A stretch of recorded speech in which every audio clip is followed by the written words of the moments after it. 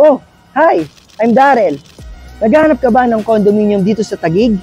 So tara, samahan niyo kung i-tour ko kayo dito sa one of the luxurious and exclusive condominium ni Mega World Corporation. Tara!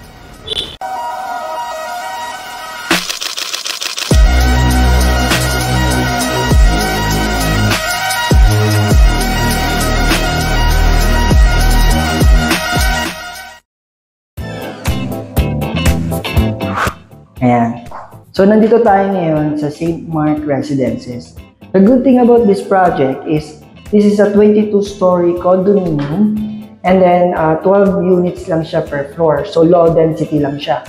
And then, connected na siya sa Venice Grand Canal Mall. So, yun, papasok tayo ngayon dito sa door ng 2-bedroom unit ng St. Mark Residences. Pero before that, gusto ko na ipakita sa inyo, 2 to 3 steps away lang siya sa elevator. So by the way, we have 3 elevators na pala. And then dito naman sa likuran is yung ating fire exit. So upon entering the door, as you can see, keycard access yung elevator and palit sa door. So actually, pagdating naman sa unit mo, meron kang 3 options para mabuksan yung door mo. So first one is syempre yung susi, traditional way. And then meron din tayong pin, so pwede ka mag-pin dito. And then yung pangatlo is yung keycard access. It makes you more secure pagdating sa mga unit mo. So, tara, pasok tayo. Ayan. So, upon entering the door, ang unang bubungad sa'yo is itong ating video intercom. So, ito, ang purpose nito is pwede kang matawagan ng lobby or pwede mong tawagan ng lobby for emergency or kaya naman merong mga parcel or deliveries or kaya naman meron kang bisita na ina-expect. So, ayan, pwede nyo siyang gamitin. And then, makikita nyo rin dito sa taas natin, yung ating ilaw, this is a smart light switches na. So, pwede mo siyang i-connect sa mobile phone.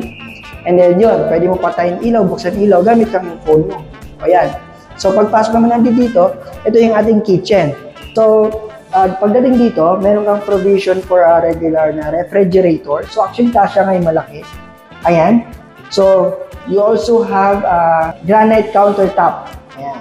Meron ka rin metal steel sink. Okay? As you can see din, yung mga cabinets natin is soft closing. Lahat yan, no?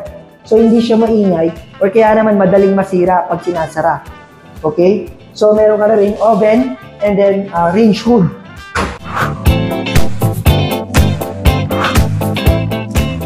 Dito naman sa may kaliwa mo or sa may kanan natin is the maid's room. So as you can see, ito yung maid's room natin. So, kasya dito yung single bed or kaya naman double bed, pwede na siya. Then may sarili na rin siyang comfort room. Pagdating dito, ito naman yung ating utility room. Going back, punta naman tayo dun sa ating living room and dining area. So ito, no, nakita na sobrang laki niya.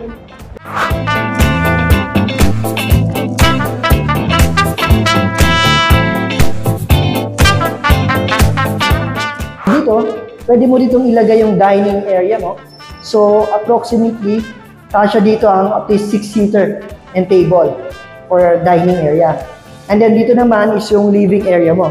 So, it's up to you, no? Once na magkaroon ka kasi ng unit, you will be your own interior designer ng unit mo. So, pwede mong gawing sofa bed, sofa, kagyan dito ng TV. Ikaw bahala kung anong gusto mong design. So, pagdating naman dito yung balcony natin, first balcony natin, meron ka ditong view ng Venice Grand Canal Mall. Dito, no, pagpasok natin dito, nandito yung common bathroom mo. So, sobrang laki niya, no? Makikita nyo. Ito, what you see here is what you're going to get kapag ka na-turn over yung unit. Ayan. Meron na siyang half-glass partition.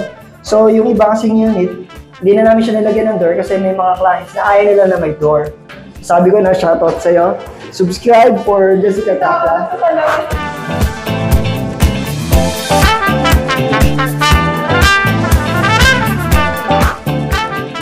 Upon entering naman the master bedroom, ito yung mag-greet sa'yo.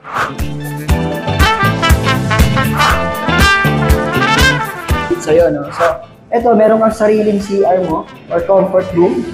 Ayan. So, makikita nyo, mas malaki siya kumpara sa ibang mga CR natin. And then, meron na rin siya for your shower. So, may salamin na siyang ganyan. Kompleto na siya water heater na lang ilalagay nyo. Pero kayo maglala kasi provision naman siya for water heater. Ayan. So dito pwede mo siyang lalagyan ng closet. Tulad nga sinabi ko, you're the interior designer of your unit. And then kasama na rin to. Closet. Actually, itsura niya. Ayan. So makikita nyo, talagang malaki siya, no? Dalawa siya. Kasya tao dito eh. Ang laki ng unit. Ang laki ng unit, no? Makikita na. Floor to ceiling na rin yung window niya. Kasya ang queen size bed. And sabi nila dito eh. Pag ito. Kasya din dito yung 7-seater ng Toyota Innova. Ganun siya kalaki, no guys? Sobrang laki niya. This unit is very big. Kasi syempre, 2-bedroom unit siya plus maids room. And 102 square meter pa siya. So, kinabuild this unit for only 5% down payment. Makaka-move-in ka na. And rent-to-own terms, yung payment terms mo.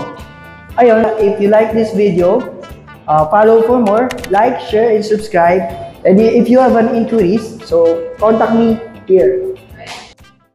Up next to million peso listing.